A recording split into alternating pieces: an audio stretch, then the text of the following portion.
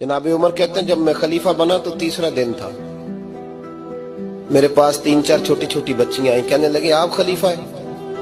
कहा हाँ। कहने लगे उठो फिर हमारा टाइम हो गया, असर का वक्त था। तो कहा क्या टाइम हुआ? तो कहने लगे हम यतीम बच्चियां हैं, 6-7 बहनें, अब्बा जी फौत हो गए, घर में 25-30 बकरियां हैं। अबू बकर सिद्दीक रोज असर के बाद आते थे, हमारी बकरियों का दूध धो के हमें दे जाते थे, कुछ हम पी लेती थी, कुछ बेच लेती थी।